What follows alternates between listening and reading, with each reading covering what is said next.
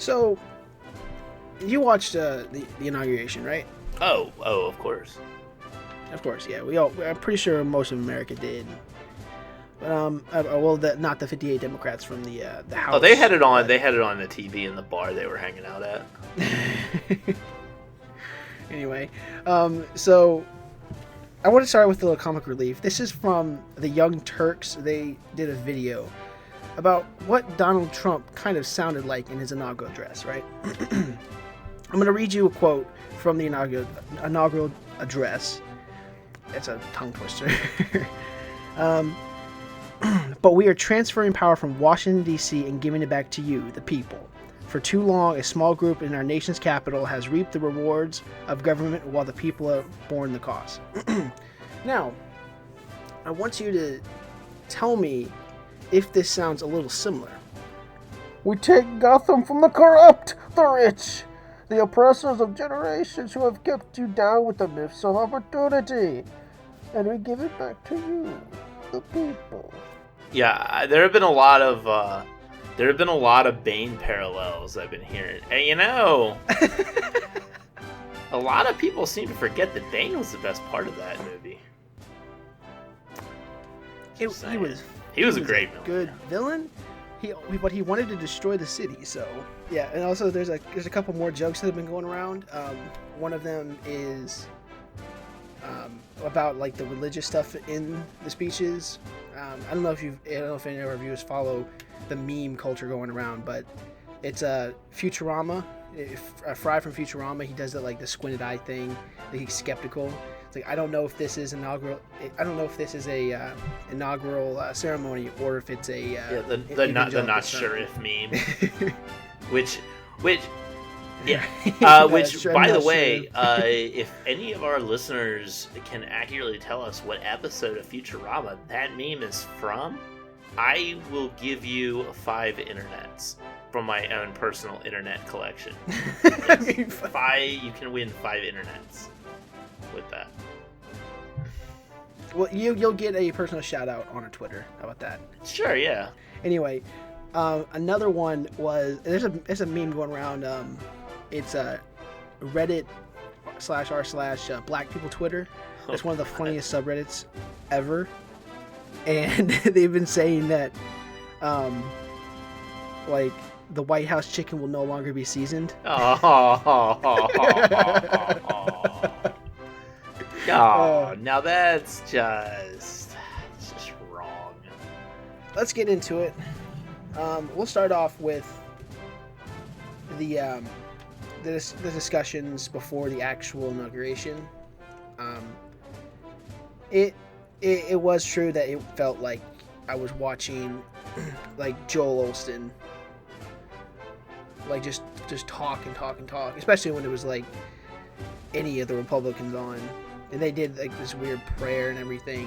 I basically just tuned out when I heard it. I didn't really hear much of what they said. Yeah. Well, they had like 5 different religious leaders. It's like they had a religious leader from every major denomination, except they did not have a Muslim imam give a speech. But I don't think they had a Jewish person either. No, they did. They did? Yeah, right after Trump talked, right after he gave his speech, they had a rabbi. He gave a speech, and then like 3 other like pastors gave a speech. At that point in time, I was done. I also had to drive to work, so I was like, all right, look, I heard Trump's speech, so that was really the only thing I cared about. That was the meat of the whole thing. Yeah, and even within that speech, it was like every other word was like, from sea to shining sea, everyone will know that they are imbued with the breath of the Creator, and blah blah blah. God this, Jesus that. I was like, really? Okay, yeah. really, DJT, you gonna do me like that, bruh? I actually don't think he really cares as much about religion as he does. He just does it because his base likes it. I'm sure there is a good amount of the evangelical Christians out there that support Trump. I like his. I think so. I like his platform and his rhetoric, but I cannot get behind the Jesus stuff, man. I just can't. Yeah, but Jesus. He doesn't really mention the Jesus stuff much. He's just like, God bless America. God bless America. And God bless you, the people. You're the people. Anyway, I digress. So, let's go ahead and jump into it. Overall theme, you've probably been hearing it over the media, if you watched it. Very, in my opinion, a very populist inaugural address. And it touched a Bernie Sanders part of me, but I snapped myself back and like, he doesn't mean any of that shit. Well, we're going to talk about this in a second, some of the executive orders he signed literally after he got inaugurated. Or I think it's that he's literally about to sign on Monday, but there's a couple he signed today. But what did you think about the inaugural address? The inaugural address, it was short, which, I think we all can be very happy that it was short, because hearing someone ramble on and on can get really boring. But I think he got his message out there very clearly. I will say I really feel like whoever his speechwriter was, they definitely took some notes from former President Barack Obama, because he was throwing shade hard. Ooh, yeah, that's the part I liked. God, it was like, for far too long, these politicians have gotten rich. And, without naming anyone, but who he's talking about. He's talking about both parties, man. What are you talking about? No, that's what I'm saying. Like, he didn't have to come out and say Elizabeth Warren or John McCain. He could just be like, y'all know who you are. The people are up to shenanigans. No, he just basically like said, he's like, I don't even not gonna name you one, but one. All of you. Yeah, exactly. All of you suck. Well, I mean, you gotta think the Republican establishment, they didn't really endear themselves to Donald Trump. They did everything they could to keep him from getting the nomination. He still got it, and then it was basically, okay, well, do we sabotage the general election? Well, Hillary will get in, then we're all really screwed. So they had to fall in line, but they're not happy. Paul Ryan's not happy about it, because he had words to say about Donald Trump all the way up until the election came through. Then it was like, crud. But one thing that was missing, in my opinion, that I really wanted to hear was any kind of like concrete promise, like in the next 100 days we're gonna do this. And I know he's talked about Obamacare and stuff like that, but I'm talking about something that away from those lines, because we know that he's gonna do those things. I don't even know if he said anything about Obamacare. Did he say anything about Obamacare address? I might have missed it. He didn't say anything specific in his address, but I really feel like Donald Trump is going to be one of those actions speak louder than word presidents, because when he speaks, he doesn't really say a lot, but then he turns around and does stuff. And I'm sure we're going to get into what happened after the inauguration, his first act, but he's been a busy guy, and he's in all, what he ran on, he's been taking the steps to get those things done. The repeal and replace of Obamacare, defunding Planned Parenthood. There's a lot of things that there's a lot of things that he was putting pen to paper to after the inauguration. But I didn't say what I missed that I wanted him to say. One thing I really wanted him to say, and I don't know if he was trying to be respectful, but he shouldn't have been. He should have said, I will take those troops out of those bordering Russian countries, because that is just irresponsible. If you listened to our last episode, you know all about that. But if you haven't listened to our last episode, bottom line, Obama put troops on basically Russia's border, Estonia, Norway, Romania, etc., and put them on their doorstep, basically escalating the situation. Yeah. I mean, to that note, though, he did make a couple mentions of foreign trade partners and foreign allies. Again, not naming anyone in particular, kind of almost calling out the entire world for the poor trade agreements that we in the United States have with other members of the world. That's the part I really agree with. That's of all the things in that speech, I agree with that. And that's really the only concrete thing that he really pointed to was the trade deals. And if you're if you're left leaning or even if you're right leaning, this is a bipartisan subject. restructure these trade deals to where it benefits our country and not other countries. Stop shipping our jobs overseas. Yeah. TPP. I mean, he came out big against the Trans-Pacific Partnership. Mm-hmm. I think is the second P in the TPP. And I would not be surprised if we didn't see NAFTA get restructured in some way. You know, he didn't say it directly, but he did mention protection. He didn't say protectionism. And in fact, I want to say that that's like a theme of that address. Yeah, and he never comes out and says, we're going to adopt protectionist policies, but he may as well have. He may as well have said, his thing was, put America first. Yeah, that's he may as well the idea. Have said. He's not going to say we're going to do this kind of policy. He's never going to say something like that. He's Trump. He's not going to be that coherent about what he's saying.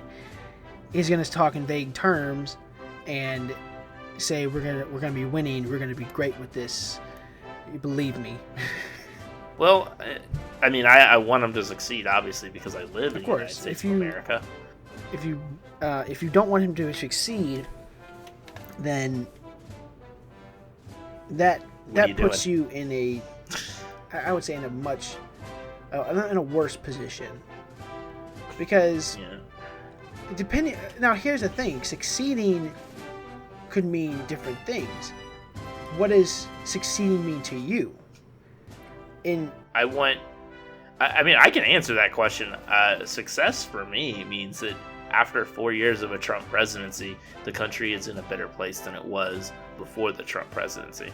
I mean, the entire time Obama was in office, I basically said I would love if I was proven wrong. I would love if all these policies worked out exactly the way they expected them to, and everybody had health care, and everybody was rich, and jobs were abundant. Yeah. I mean, I want the country to win because I live in the country, and I want to win with the country. So I want Trump. I hope his policies and his ideas work. And I think everyone should say, okay, we hope that this works. Even if you agree, disagree, you should want it to work out positively in the long run. Now, for different types of people, having a success, it shouldn't be a success in one specific group of people. It should be a success for the whole country. That's what people don't understand.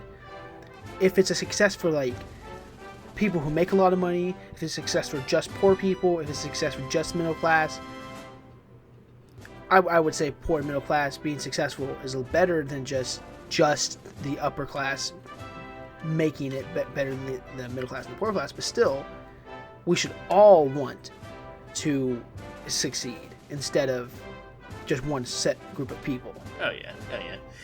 Now let me ask you this, because I think a lot of times when people judge a presidency, they look at social mobility, who has been able to make those steps from a lower economic class to a higher economic class. You personally, how would you judge that? Would you say that's a marker for success in your book? From ascending the class status, like saying going from lower class or lower middle class to middle class or something like that? I mean, so, saying someone who is, say working at, or making minimum wage, lower class, being able to ascend to, say, middle class status, or someone from middle class being able to ascend to upper middle class, or upper middle class ascending to wealthy, or even, somebody from a low poverty line income, ascending to the mythological 1% there. Well, here, I'll answer your question in a data sense. And the best way to measure that is median household income. And median household income in this country has been stagnant or been declining for 20 or 30 years. And that's because they've been shipping great jobs overseas, and we're just stuck with lower paying jobs. So if we can see median household income increase on a gradual scale, then that in itself will answer the question whether it was a success in his economic policy. So to you, that's a definite marker for success. Yeah. Now, I just want to say, if you do the quick math on that, say 20 or 30 years ago, I mean, that was at the end of the Reagan administration. And it does coincide with Bush 1 and Clinton, who had a big deal to do with NAFTA, and just a bad deal all around that was. I mean, good in theory, but in practice just did not work out the way that we wanted it to. What do you have any thoughts about the inauguration? How did you feel about the speech or the concert last night? Did you? We kind of touched on it a little bit. Did you catch any of the? I actually didn't catch the concert last night. I was. Me neither. Yeah, I just know Toby keeping Three Doors Down played. Yes. So. Oh! I want to say the girl that sang "America the Beautiful." Mm-hmm. She has an amazing voice, and B, she is a very attractive young lady. Just, oh my god. Well, actually, if you actually listen to her other stuff, she kind of didn't play as well as she possibly could have. Because she's like an opera singer, and she's like ridiculous, man. I think she was on America's Got Talent, and she was like, I think it was like 13 years old, and she blew everyone away. No, I think she was like 9. I can't remember. She was like 9 years old. Sometime between 9 and 13.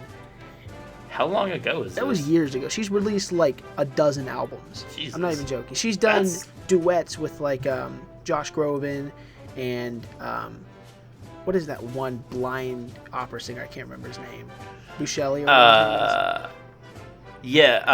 Oh shoot, because he was supposed to play. He was supposed to sing at the inauguration too, but he got death threats and backed out. Jeez. Mm-hmm. Yeah.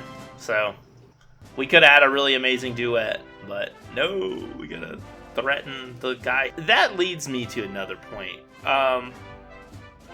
The inauguration, I feel like, is half of the story here. The other half of the story is the reaction to the inauguration. Like, have you seen what's going on in DC? Yeah, they had like protests and riots and stuff like that. I've heard about that. Oh my god. Okay, so it's not just in DC. There's a protest going on in downtown Minneapolis right now, and like they're starting fires. I mean, I use the word protest very lightly. All right, they're rioting. In DC, they're smashing windows. They're overturning trash cans. They're just completely losing their mind. I don't know how the one out here in Minneapolis is doing, because I'm not gonna travel down to downtown Minneapolis to find out. I will say that the light rail out here got shut down, and they had traffic updates on the protest on the radio, so you could avoid it. So yeah, Trump is the president, like it or not. And if you don't like it, there are responsible ways to, to make your voice heard. You can write your congressman, you can write your senator, you can... Or you could have actually turned out to vote. Because only 30% of the eligible voters actually voted in this election. So if you really didn't like Trump, maybe you should have voted for Hillary.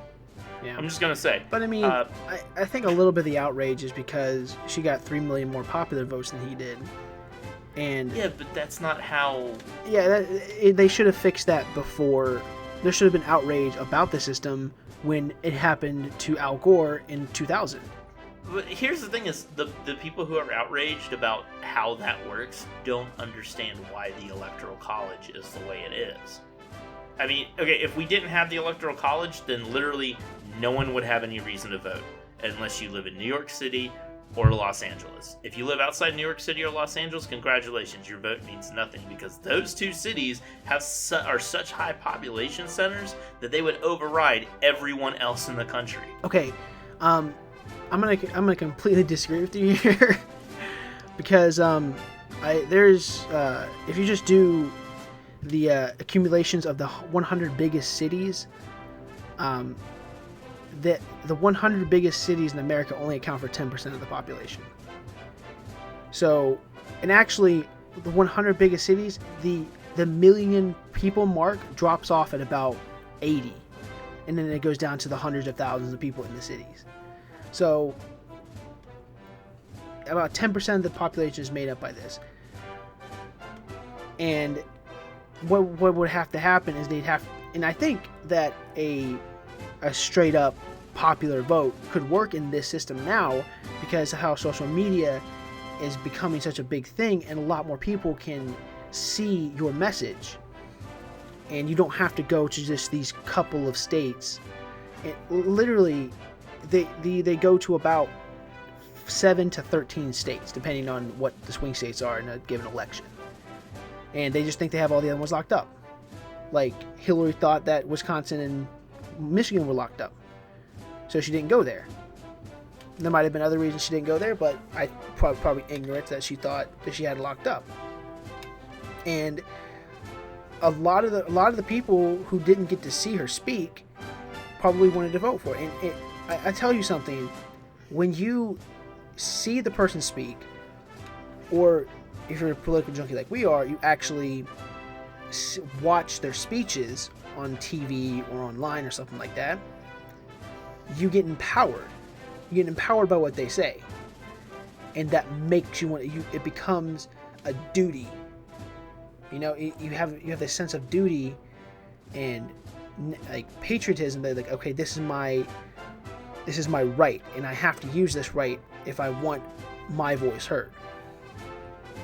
And a lot of other states, I mentioned this in my Money and Politics podcast, or my Money and Politics episode, like individual ballot measures, like the marijuana ballot measure. A lot of it passed in a lot of states, but in Oklahoma it didn't pass. And some of the states that it didn't pass in were because the big pharma companies didn't want you to be able to buy marijuana because it would take off of their opioid sales. But with those individual ballot measures, if you get out and you make your voice heard, and that enhances our democracy. And that really only happens when you see the people that you agree with, and that empowers you to go out and vote. Now, it's a lot harder to do that when the internet wasn't around, so that's why we kind of needed the Electoral College, because it forced them to go to these smaller cities and these smaller states. I mean, I think it's still necessary though, because you have, you do have massive population centers, that have more population than some states, and look at it, the way that the ballots are counted, the way they kind of roll in, is sometimes, we know who's won. Yeah, I mean, it happened this time. We knew who had won before the polls closed in, say, Alaska or Hawaii. So I mean, I just feel like the problem becomes even more exacerbated. Well, you can just change you have their a popular polling vote times or something like. If you actually made I mean, it's voting, it's not an issue of changing polling times. It's an issue of Hawaii is something like 6 hours behind where we are because of time zones. So I mean, they have their ballots. You're talking about Alaska and Hawaii. You're talking about like 1% of the entire U.S. population. Right, but they still deserve to have their votes counted. They still deserve to have their voice heard.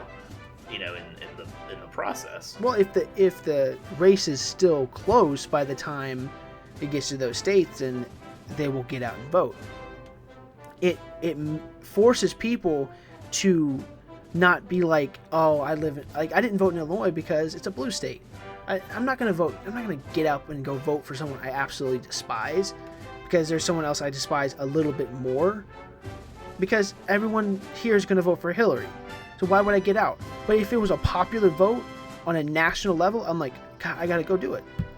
I have to go out, because it's all going to be counted in the same thing. And that's why Democratic primaries are set up Democratic primaries and Republican primaries, when they're like open, what are they called? Open primaries. When they're open primaries, they're a lot more democratic because they split up the vote proportional to the popular vote. Now, we had that on the national level. A lot more voices get heard, and I think it might help. It might help break the two-party system, but there could be another thing you could add into it that would help break the two-party system. But what are your thoughts on that so far? I mean, I think, right now the system of voting that we have works perfectly fine, personally. The issue that we have in this country is that people don't vote. The whole idea of, you have people where they're like, my vote doesn't matter, or this or that, or this or that. Whether we move to a popular vote or not, people are still going to have that, mentality. So you're never going to get 100% of the voting population out to vote. And then, like we had this, with this election cycle, there were people like, well, I don't like Hillary and I don't like Trump, so I'm not going to vote for either of them. Okay, but you can still go out and vote for someone else. You can vote for a third party. Oh, well, voting for a third party is a wasted vote. Well, no, it isn't, because if a third party gets a certain percentage of the vote, then that immediately changes their status for the next election cycle. So I think it comes down to there's a lot of ignorance on how the system works. Like, the people who know how the system works definitely work it to their advantage. And then the people who don't know or who aren't as savvy with it feel a little bit put out because they don't know the way the system works, and it feels unfair to them. And it's a lot of it's the same with banking and investment, the way money works. If you're not familiar with economics or investments, then it can feel like there's this whole like esoteric thing that you just can't get into, and it's unfair, and the people who have money are just hoarding it. And the same thing, the people who are getting votes, it's the parties, and you can't go against them. When in actuality, it's really easy to break down parties, but it just takes some work, and you have to do it at a grassroots level. Now, I want to make a point about that, where you talked about third-party votes being wasted. A lot of people think that way, but some people just have just use it as a objection vote. But there's a system that you can use that could be implemented that would actually fix that problem, where people could vote for the parties, and I think some other democracies do this, where it's a list system. So you vote for this one guy, right? And you can pick what your second option is and what your third option is. So if the first guy does not get a majority vote, then if your guy does not get a majority vote, your vote goes to your second option. And if he doesn't get a majority vote, it goes to the third option, right? So you just list who you want from 1 to however many candidates there are. That's actually how the Roman voting system worked. Basically, like, they had people sorted up into blocks, and there was like classes. It was really confusing, but the way it kind of boils down to is each person cast a vote for the people that they that they represented. And so they would say, okay, who's your first choice, who's your second choice, and then they would go through and they would tally the votes, and then whoever would get the majority of the votes first won, and they would just keep going through, adding it through all their different blocks until they had a winner. So I mean, a modified version of that, like what you're talking about, I think would be really great, because now you could say, okay, well, who do you really want to be president? It would make the entire political spectrum three-dimensional. I've talked about that before, where we only have a one-dimensional political system as that side or this side, left or right, and it's peeking up there, man. It's poking through, where populism and like secularism and all these different ideologies are starting to expand that dimension, and Donald Trump winning is a great example of that. And Bernie Sanders getting so close with almost no name recognition is also a big example of that. So we're almost looking at a two-dimensional shift in political ideology. I think what we're going to see definitely is, regardless of how these next 4 years go, the midterm elections are going to be very, very interesting, because either Donald Trump is going to have a really great 2 years and the Republicans are going to galvanize behind him, or he's going to have a terrible 2 years and they're going to start imploding. That could very much happen. It all depends on whether Democrats become complacent and don't fight. Well, I mean, look at what they did with the confirmation hearings. I mean, they basically threw a little hissy fit. You know, I mean, we went over this before, so my feelings on it are very well documented. But I feel at this point in time, if you're, in Democratic leadership, you got to say, okay, look, why did we lose? It feels almost like they're not able to take a step back and say, okay, we lost to Donald Trump. How did we let this happen? Instead they're just like, stomping their feet and saying this isn't fair. The Russians did it, blah, blah, blah. When really, hey, the reason is staring you right in the face. And it's from Vermont. It's from Vermont, yeah. Yeah, the real reason they lost is because people see through their corruption. They see through it. Donald Trump pointed to it. He called Hillary corrupt, like crooked Hillary. That's what he called her, and he laid it out. He said your Wall Street friends and your banker friends. By the way, he put bankers in his cabinet. But anyway, your Wall Street friends, your banker friends, they all are helping you, and also the WikiLeaks emails came out. And it showed that they didn't. That's how they were. They hated Bernie Sanders because he didn't take the money, and they weren't going to give him a job, or he wasn't going to give them a job. He was going to completely flip the whole system over. And with Hillary too, she had so much baggage coming into it. She had, a lot of time as Secretary of State. She had the Benghazi thing. She had the emails coming into it. She had all the baggage from the 8 years of Bill Clinton being in office, along with absolutely no charisma. Oh man, it was bad watching her try to connect with people. And it's like, if you can't do that, politics probably isn't your game. Because you have to be able to connect with people. I mean, you're not actually, making a deep connection with anyone, because you only have so much time to spend with people. But you have to be able to ooze that feeling of I care about you. Even though I might not know you personally, I understand your struggles and I care about those struggles, and we're going to tackle that. Yeah. It's what made Barack Obama a winner. It's what made Donald Trump a winner. It's what made Bill Clinton a winner. Bill Clinton, say whatever you want about him, he was the master of that. Yeah, he knew. He was one of the most charismatic people ever. Yeah. In my patient's house, got a little off topic, he actually has a photo of his daughter with Bill Clinton. I'm not even joking. Oh, wow. That's pretty impressive. It is pretty cool. I'm like, dude, is that Bill Clinton?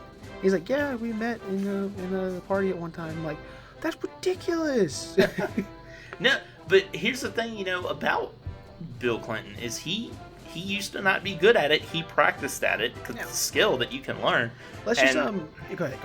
Yeah, I was gonna say, I just, Hillary Clinton, she just felt like it was her time.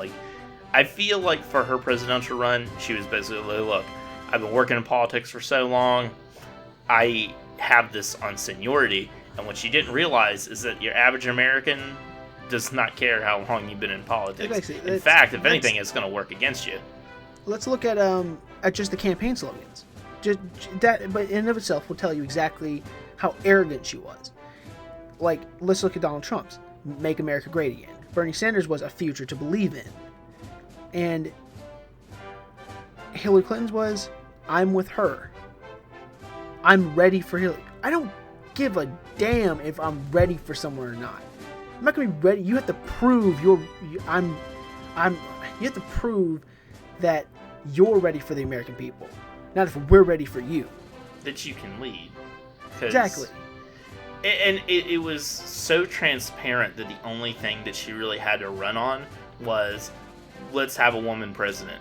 Look, I'm all for a woman president, all right? I don't mind having a female president. I don't care what side of the aisle she's from, but she has to be somebody who has the qualifications. And in my mind, Hillary Clinton spent a whole bunch of time in politics, and Donald Trump hammered her on this. Spent a whole bunch of time in politics, spent a whole bunch of time in D.C., and accomplished absolutely nothing. You have, if you are a experienced politician, you have to point to your accomplishments and say, this is what I've accomplished, and I can do more for you. Hillary Clinton did not have that. Bernie Sanders had that. He is in politics for 30 years, and he said, I've been fighting for you ever since I ever got in this business. And well, you could tell he was a true believer of what he was saying. Hillary Clinton would just... And Obama is also at fault for this too. They'll look at opinion polls and like, oh, okay, that's where the narrative is going. He didn't push for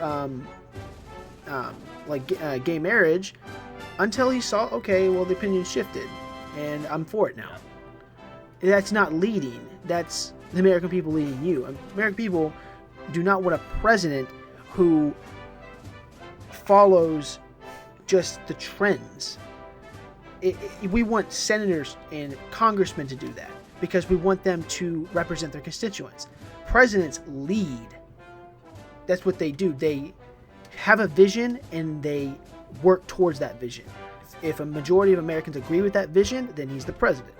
And two, I really don't feel like it's the place of the executive branch to start doling out decrees like gay marriage is now legal, or gays in the military can now serve openly, just because that's not really the role of that branch.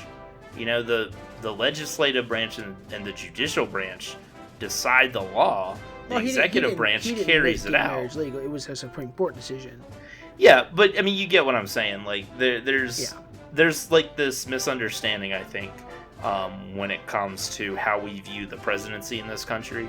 We view the president as someone who creates the environment when it could not be further from the truth. The president is the president is the leader of his party.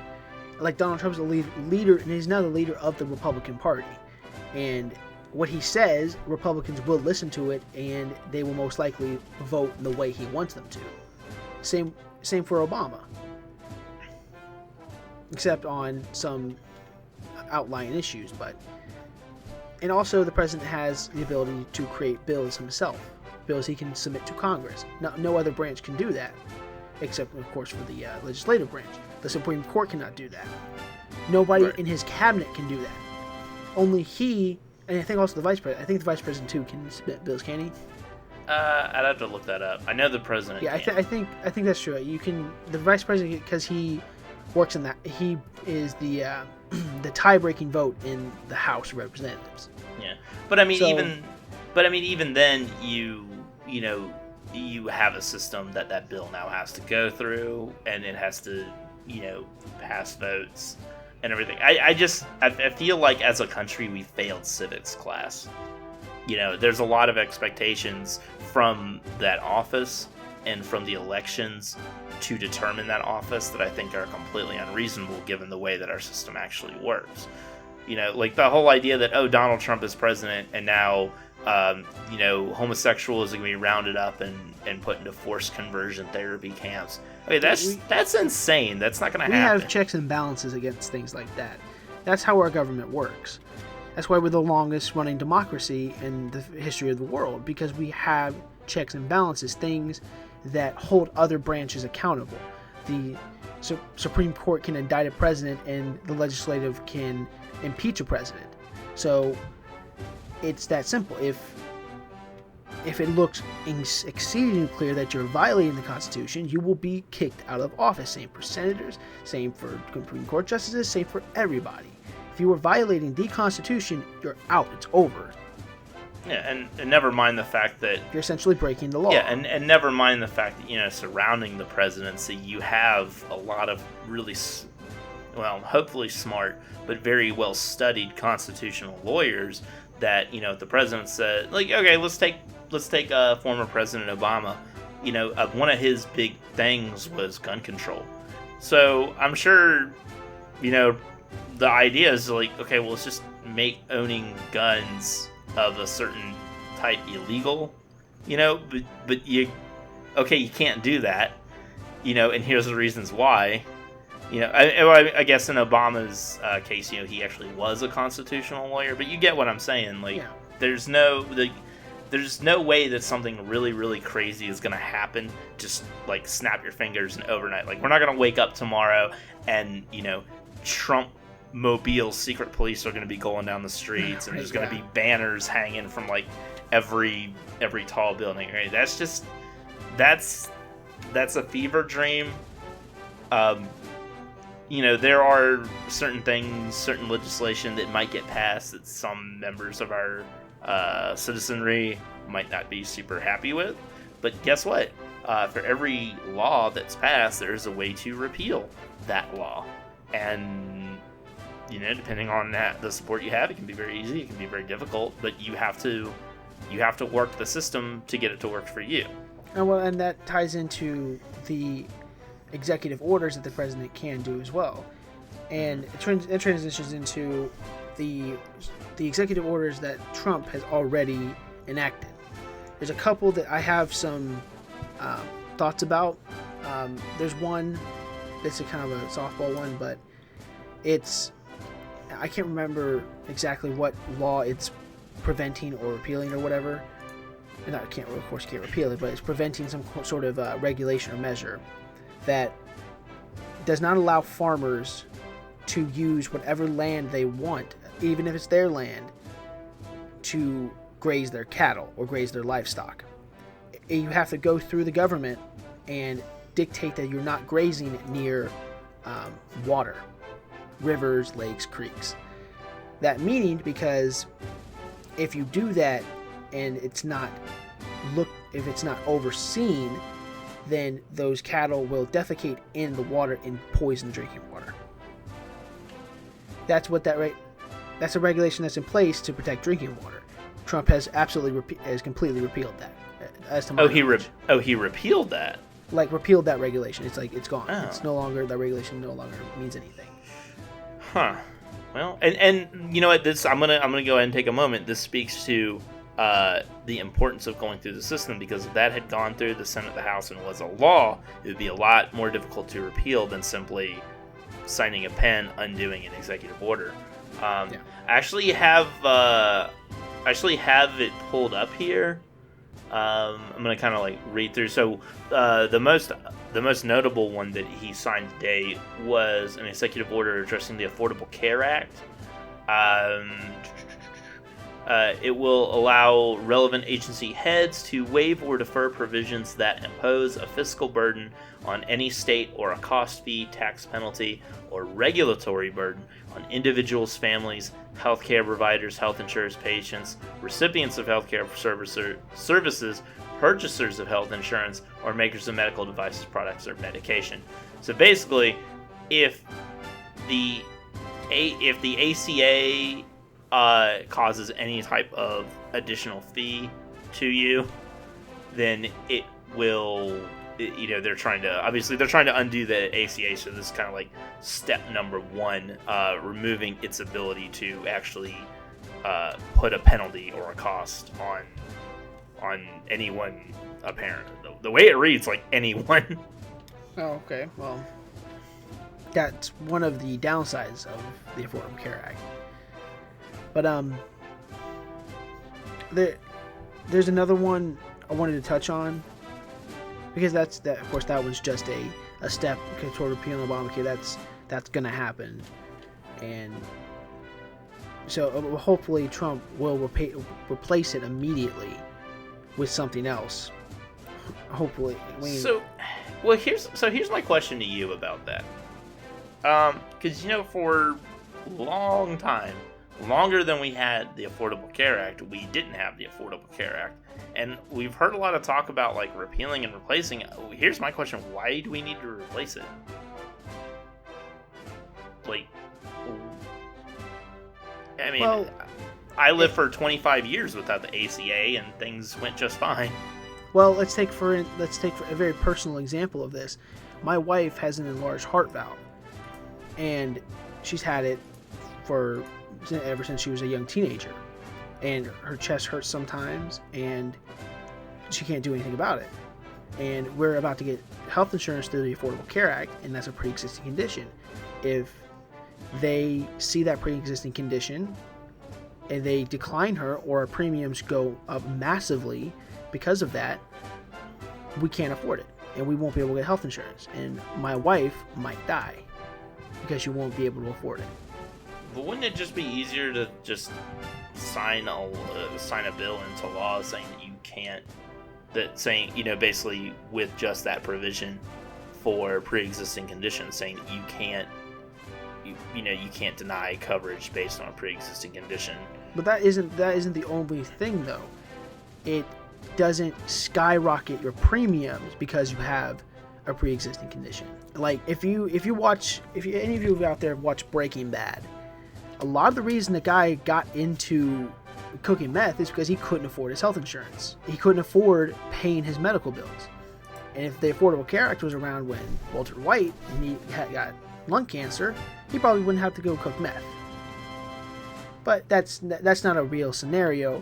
That's just kind of giving you context. Well, also another pop culture break in the Saw movies. That was the reason why the Jigsaw Killer did what he did, because his he had cancer, and then his health insurance provider would not cover an experimental procedure that would have the way it's presented in the movie, that would have saved his life from the cancer. And obviously extremes, but yeah. Which, I agree with that. You shouldn't be able to turn someone down from health insurance because or skyrocket their costs. Because if they have pre-existing. Yeah, especially if it's something that's been pre-existing from birth. What do you expect the person? I kind of understand. If you're an insurance company and someone does something incredibly risky or dangerous, and then they end up getting hurt, and then they're like, okay, well, let me get insurance to help pay for this. I kind of understand why a health insurance agency wouldn't want to cover that. But if someone is, in your wife's case, born with an enlarged heart valve, or something similar to that, it's kind of a scummy thing to do, to say, okay, we're just not going to give you insurance, you're on your own. Well, if they repeal it and they don't replace it, that's what's going to happen. They're not going to reinstate that. Well, the good news is that one provision has been something that Donald Trump and the Republicans have said that they definitely want to keep, and because it would be a hard sell to people to say, that would be political suicide if they took that one provision. Is a lot of the reason a lot of people like Obamacare. But let's keep going. We have another executive order that I know about, and it is about F8. I think you told me about this, didn't you? You showed me the FHA. The FHA. Yeah, you can go ahead. Oh yeah, so President Obama had an executive order all ready to go that would basically lower the FHA mortgage premium costs to low-income families. And so kind of the way that this came about was the FHA typically has to keep I think it's a 2% buffer in their in their budget, and they went over that. They now have it's a 2.38% kind of buffer there. So because they have that little bit of a surplus, the idea was they were going to cut the mortgage premium rates, but Donald Trump signed an executive order overturning that, so there will be no mortgage rate cuts. So, and I've seen this presented through a couple news outlets in different ways. Obviously, the one way that it's been spun is, Donald Trump just jacked up the mortgage rates for low-income, homeowners. And I've seen some other places that are a little bit more moderate with it and just kind of say, hey, this is what it did, this is what it would have done, and it's no longer in effect. But yeah, that is what it is. Well, that in my mind is Donald Trump screwing over the middle class right off the bat on day one. And I didn't expect anything more than that, but I hoped for more than that. And it's just a little sickening that it's day one and it's screwing over American people. And he talks about I've heard talks about it's a $5 billion sink that's in, and I don't know how accurate those numbers are. It might be over 10 years or something like that. But let's not focus on people who need to pay their mortgages and people who want to buy new homes. Let's focus on the $160 billion the Pentagon has wasted, literally wasted, money gone, never have it again, that they've wasted, and they've admitted that in reports. Let's crack down on the Pentagon wasting $160 billion of our taxpayer dollars. Let's not give these upper class people, these top 0.01%, these ridiculous tax cuts that maybe you can just increase their taxes by 0.001% and you could pay for that, and that would help the American people. Well, I mean, there hasn't been an increase on these mortgages, and that's where it was going to help American people, but now he's like, okay, I'm not gonna do that. I'm not gonna help. I mean, that's not. I think that's kind of a jump there. I mean, he's not. It would be one thing if he said, okay, not only are we not going to cut, these FHA mortgage premiums, but now they're going to see an increase. That would be one thing. But as it stands now, it's basically just saying, okay, look, there's not what you have now is what you will continue to have. There's not going to be any change. I mean, that's maintaining the status quo. If you just saw it, it would have been $100 instead of $147.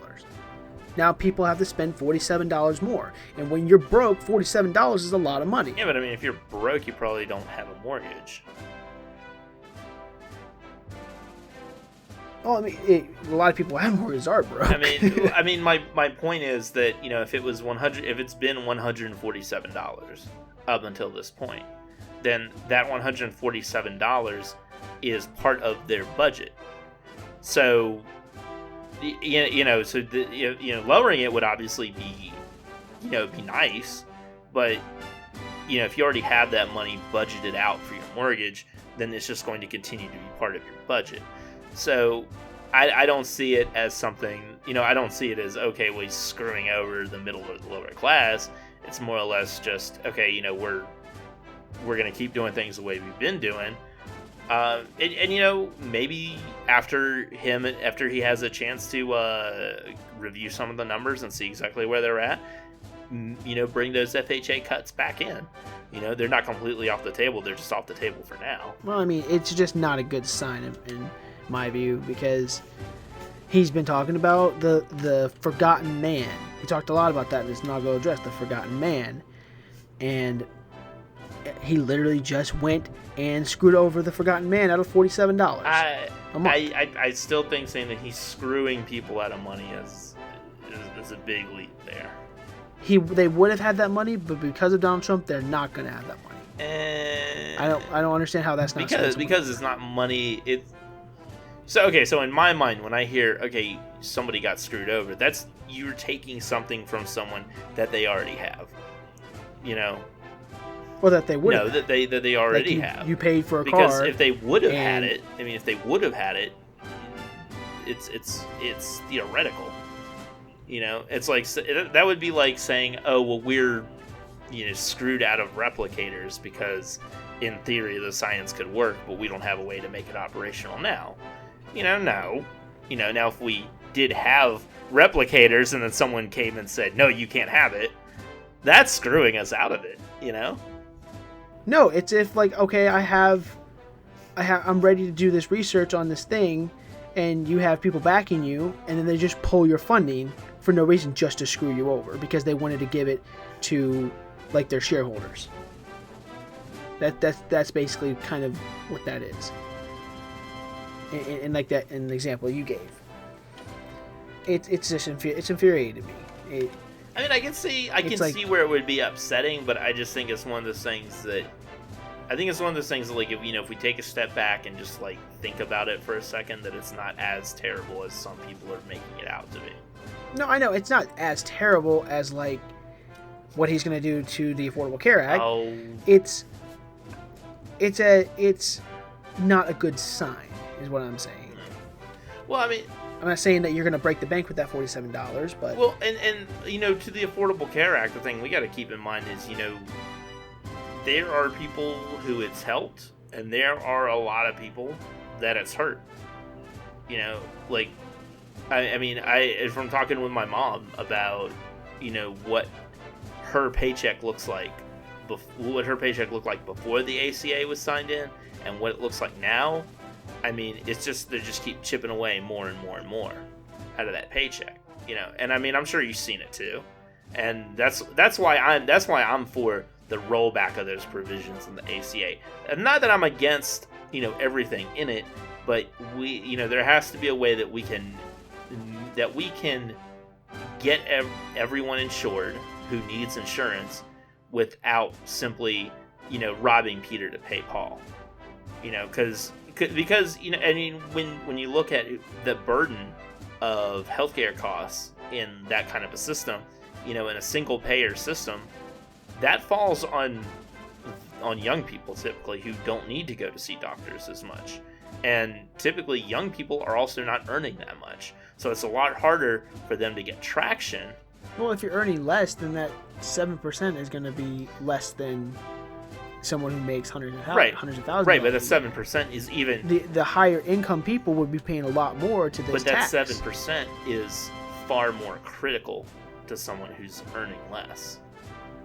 But also, let's imagine if they didn't have health care, if they broke a leg, they got to the hospital, that cost them a lot more than that 7% would have. Oh, you're talking about a young person? Yeah. Well, I mean, true, but a young person, statistically sees doctors less than someone who's older. But they're still paying, for it. They're paying for someone else to go to the doctor, basically, whether or not they need it. But the young people that pay into it, it's like Social Security. Social Security, I have to pay Social Security. I pay into Social Security, and I don't see that money until I'm 65. Yeah, I mean, you probably won't. Maybe I don't want to retire. Maybe I never. No, want I to mean, retire. you probably won't see it at all. I mean, if we're being real about it, never see it. I'm paying into it, and I'm never going to see it at all. So why pay into it? You get. Well, you get my point. Because it helps. Is that if I'm paying, it helps. But if I'm paying into a system like with Social Security, if I'm paying into that, I want to be able to see the rewards from that. And as it stands, I'm paying Social Security. Money is coming out of my paycheck that I'm never going to see. And the whole idea is like, well, your grandmother. Look, my grandmother made some really wise investment decisions. She has money, so I'm not concerned with my grandmother not being able to pay for medication or to go see a doctor. She can go see a doctor and pay for medication whenever she wants. And I have all the sympathy for other people who are elderly, who don't have those means in the world. But the fact is, me, you, people in our generation, our job prospects are not at the point where we can really afford to live and still support, a population so much greater than us. There are fewer young people in the workforce now, and we're earning less, yet we're being asked to pay out more. And that's where my issue with it comes in. Not so much that, okay, hey, let's help people. I'm all for helping people, but let's do it in a responsible way. Let's do it in a way where we're not just shifting the burden from one person to another. Well, I mean, we obviously have polarizing issues on, or opposite views on Social Security and single-payer healthcare and things of that nature. But is there anything else you want to say about the? Is there anything else you want to say about the executive orders that have been put into place as we are close to running out of time? Yeah, we ramble on a little bit. I mean, real quick, conceptually, I don't see anything wrong with. I don't think there's anything wrong with what he did. And as far as taking the steps to roll back the Affordable Care Act, we all should have seen that coming. I will say that I am impressed / surprised with the speed at which Donald Trump has decided to attack some of these issues. Typically you have a president and they'll sign something on the day of their inauguration that may be a little bit innocuous, or but I mean, he's really gone after it on his first day. What about you? Thoughts? Well, I have, of course, my misgivings and my objections to what's been going on, and like I said, he's screwing over the middle class, maybe not in a big way, but it's not a good sign to what's to come. And it could spell political disaster for him, because he got elected by those people that he's trying to screw over. So, but we are out of time. So, thank you everyone for listening. And as we're on our way out, we also want to know what you think about Donald Trump's inauguration / first day in office. So you should email us at balancepointradio@gmail.com. You can comment and like our Facebook page at facebook.com/balancepointradio. You can go view our YouTube channel, Balance Point Radio, on YouTube. You can like, comment, and subscribe on our videos and ring the notification bell so you make sure when we post new things. You can hit us up on Twitter at balance. Balance point. That's right, balance_point. Very important you have that underscore in there, because we don't know who the other balance point is, but it's not us. Yeah. So, sufficiently less entertaining, I guarantee you. Yeah, sufficiently less entertaining. Yeah, it's the 3 old dudes with the white background. Yeah. Well, they're not 3 old dudes. Right? It's Plato. Well, they got old at some point. Plato, Socrates, and Aristotle. Yes, the 3 old dudes. All right. Anyway, thank you so much everyone for watching, and we will see you throughout the week and for the next podcast.